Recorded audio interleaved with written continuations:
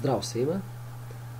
U narednih nekih 4 do 5 minuta objasnit ću kako nastavnici mogu da pristupe servisu Moja učionica, koju je izradila jedna organizacija Tesla Edu, kako za učenike, tako i za nastavnike. Preko ove platforme će učenici moći da pristupe čak i pripremnom delu demo verzije za polaganje završnog ispita.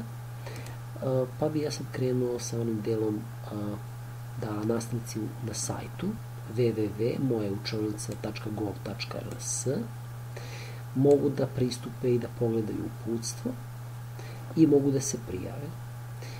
Prvo će naravno moja preporuka da bude da pogledaju uputstvo, a nakon toga da se prijave. Šta će u prijavi da se pojavi? Tražit će korisničko ime za nastavnika i lozinku. I ako koristite ovaj nalog, odnosno ovu platformu sa vašeg privatnog računara, obavezna preporuka je da zapamtite vaše korisničko ime. Šta ćete uneti korisničko ime? Vi ste to dobili od direktora ili određeno lice administratora podatke, pa evo na primjer ovo su moji podaci i ovo je lozink, deo iskopirati, copy, uneti u ovom delu, nalepi, a treba će vam naravno i lozinka. Pa šta mislite da je lozinka? Pa lozinka je isto u onom dokumentu, samo sa strane, iskopirat ćete i unećete ovde tu lozinku. Nalepit ćete i zapamtit ćete tu lozinku na vašem računaru. Prijavit ćete se, sačuvajte ovo i pojavljuje se ovde već gore ime i prezime vaše i pojavljuju se delovi šta vodič za učenike, vodič za nastavnike koje možete da pogledate i to je sve na jednoj stranici. Vi imate neke rasporede tih kurseva u toku, buduće trenutno nema ništa i prošlih nema. Vi možete da uređujete ovu stranicu, to je sa ove desne strane.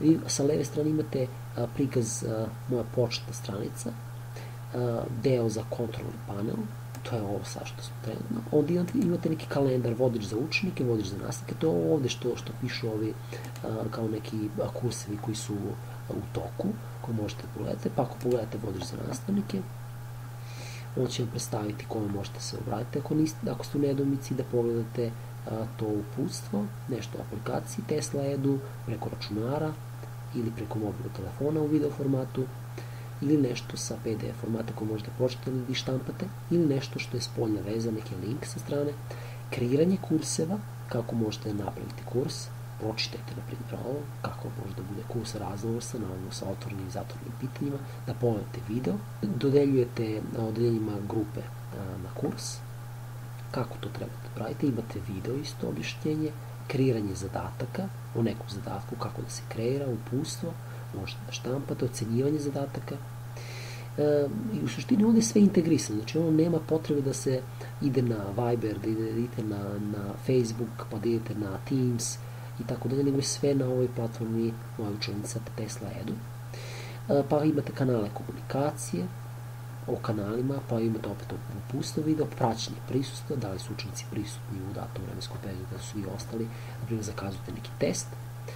I ovde imate još dve kape. Jedna kapa, kada kliknete na ovu strelicu, imate učesnike da se pojave. Evo, pa imate onda ocene vaše koje vi dodeljujete, naravno za nastavnike, pa onda imate resurse ako ste nešto ubacili. Dobro.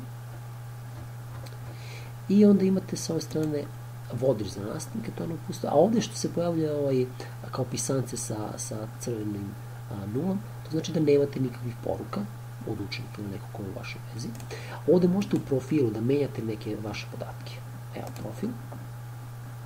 I vidite da ste vi teacher, nastavnik, i da ste na državi Srbiji, vodič, opet možete pogledati, blog i tako dalje. Ovde imate pristup sajtu Moja učionica, prvi i poslednji pristup. Pa onda možemo opet da se vratimo na ovaj deo. Ako menjate jezik, to ćete izabrati u ovom delu, klikom na ovu planetu. Možete promeniti, na primjer, u srpski latinično, sad ćete vam vidjeti kako to izgleda, evo ovako.